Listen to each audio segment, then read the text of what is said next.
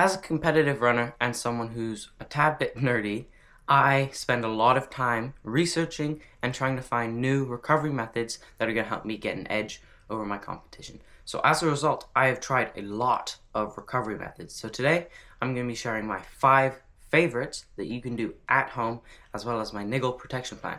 You might not know what that is right now, but I'll tell you in a minute. But before that, don't forget to like and subscribe to this video for more great content. So as I mentioned before, I have 5 recovery methods that I implement into my training on a frequent basis. The first being ice. I'll take a bag of peas or a bag of ice and I'll apply it to the area that is sore for about 20 to 30 minutes, just going on and off. This is great, but the only problem is that it only targets one specific area. So if one specific area, ice is definitely the way to go. But if the whole legs are sore or your whole legs are tired, it's not going to be the greatest method. What you can also do is take a hot water bottle, and what I'll do is the exact same thing I would with the ice, just with the heat. And sometimes I'll even have one bag of ice and then my hot water bottle, and I'll kind of go back and forth just to switch it up, and just because sometimes it's nicer to have the heat on. Number 4 on the recovery countdown list is elevating my legs. So I know a lot of people really like this exercise and they do it all the time, but personally I just don't feel like I get that much out of it, and I only do it if I'm really desperate and I'm just going through all the exercises just to try and make my legs as fresh as possible. But yeah, personally I would just rather do exercise number 1 as opposed to putting my legs up against the wall. Number 3 on the recovery countdown is hot bath or hot tub or hot shower, just anything with like the heat. I know a lot of people will put like Epsom salts and stuff in. I don't know the science behind that. I've tried it, I didn't feel a difference. I think, I don't know, maybe it's just placebo that they're feeling. But personally I just go in for the water for like half an hour and I feel very like lubricated and fresh afterwards. So I don't think that it's really necessary to put Epsom salts into your baths. I'll also add that you've probably heard this before. You should like go for a cold shower or like a cold bath. Like, it changed my life. Like, I'm so much more productive now. I love it. I do one every morning.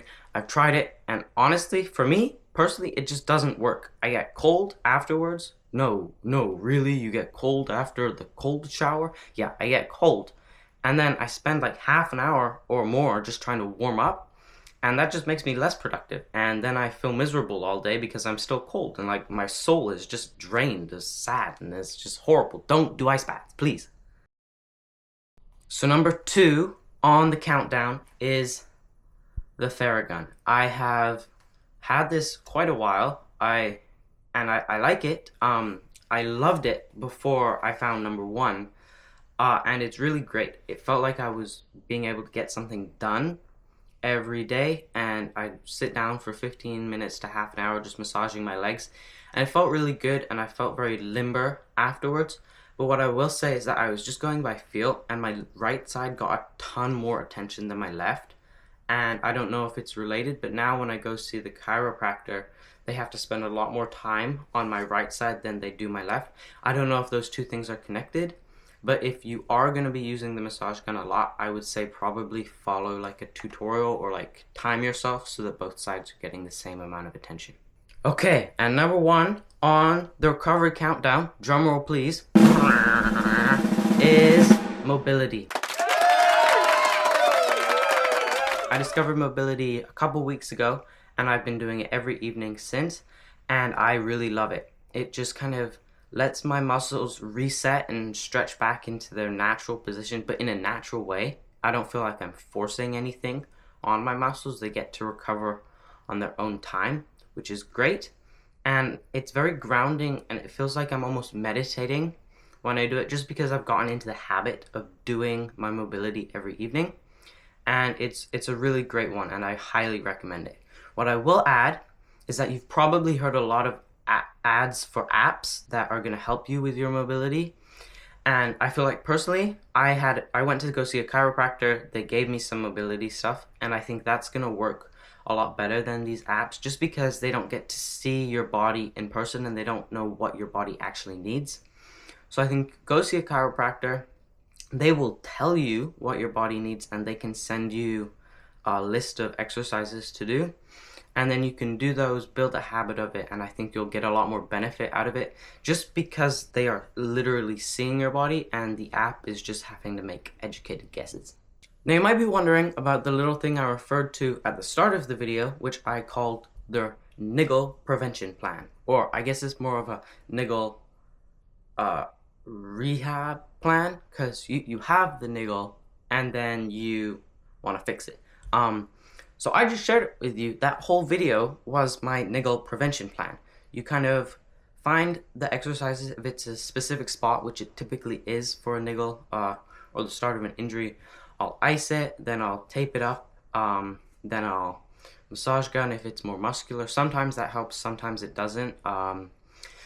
Elevate your legs. I think it's called rice, rest, ice, something else, and then elevate.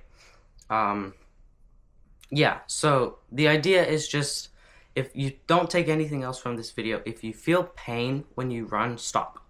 Like, it should hurt in the moment, but don't injure yourself, because no matter what you, like, because if you have pain and then you're gonna stop, you're gonna be able to recover from that pain and then keep going a lot faster than if you have pain, keep going through, then you're gonna get seriously injured, then you're gonna be out for like 6+ weeks, and then you're gonna have a big job to do to get back on the road. So if you take anything from this video, be smart with your running.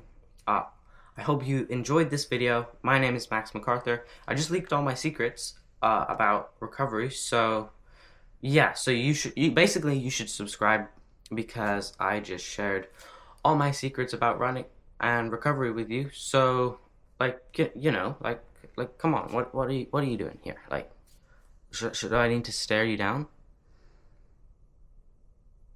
Yeah, you better subscribe. I'm pretty intimidating. Intimidating guy. Yeah, subscribe. I'll see you again soon. Bye.